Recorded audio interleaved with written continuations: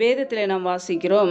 பிலிப்பியர் 4ஆம் அதிகாரம் 6ஆம் வசனத்திலே, நீங்கள் ஒன்றுக்கும் கவலைப்படாமல் எல்லாவற்றையும் குறித்து உங்கள் விண்ணப்பங்களை ஸ்தோத்திரத்தோட கூடிய ஜெபத்தினாலும் வேண்டுதலினாலும் தேவனுக்கு தெரியப்படுத்துங்கள் என்று கர்த்தருடைய வார்த்தை கூறுகிறது. பிரியமானவர்களே, கர்த்தருடைய பிள்ளைகள் எதை குறித்தும் கவலைப்படக்கூடாது. நாம் எப்பொழுதும் சந்தோஷமாக இருக்க வேண்டும் என்பதே பிதாவின் சித்தம்.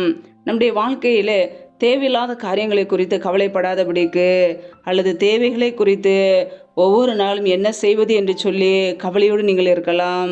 கர்த்தர் சொல்லுகிறார், நீங்கள் கவலைப்படாதிருங்கள் என்று. நம்முடைய வாழ்க்கையிலே நாம் ஒவ்வொரு நாளும் ஜெபிக்கிறவர்களாக இருக்க வேண்டும். நம்முடைய பிரச்சனைகளை, நம்முடைய வேதனைகளை, கண்ணீரை தேவ சமூகத்திலே ஊற்றிவிட வேண்டும். ஜெபத்திலே தெரியப்படுத்தும் பொழுது கர்த்தர் நம்மை ஆசீர்வதிப்பார். நம்முடைய ஜெபத்துக்கு பதில் கொடுக்கிறவர். ஹல்லேலூயா. ஒவ்வொரு நாளும் நம்முடைய வாழ்க்கையிலே தேவ சமூகத்திலே காத்திருந்து ஜெபிப்போம். ஜெபத்திலே தேவனோடு தொடர்பு கொள்வோம்.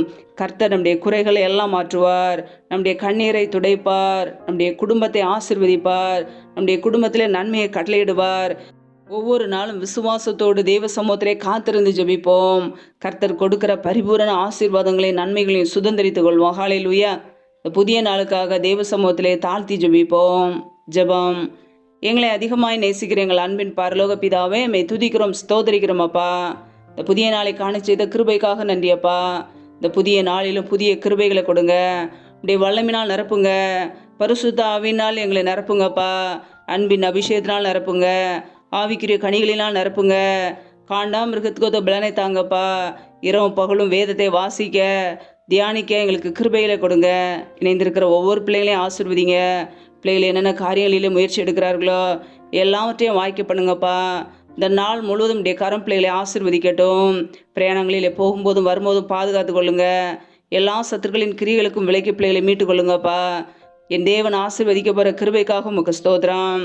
உடைய கரங்களிலே தாழ்த்தி ஜபிக்கிறோம். யாரெல்லாம் பலவீனத்தோடு கஷ்டப்படுகிறார்களோ கர்த்தர் அவர்களுக்கு நல்ல சுகத்தை கொடுங்க. யாரெல்லாம் கடன் பிரச்சனையிலே உபத்திரவத்திலே கண்ணீரோடு வாழ்கிறார்களோ கர்த்தர் அவர்களுக்கு ஒரு விடுதலை கொடுங்க. பிள்ளைகளை கடன் கொடுக்கிறவர்களாய் மாற்றுங்க. உடைய கரங்களிலே தாழ்த்தி ஜபிக்கிறோம்.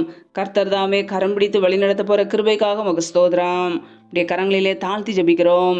இயேசு கிறிஸ்துவின் மூலம் ஜபிக்கிறோம். ஜீவனுள்ள நல்ல பிதாவே, ஆமேன். கர்த்தர் தாமே உங்களை ஆசீர்வதிப்பாராக. ஆமேன்.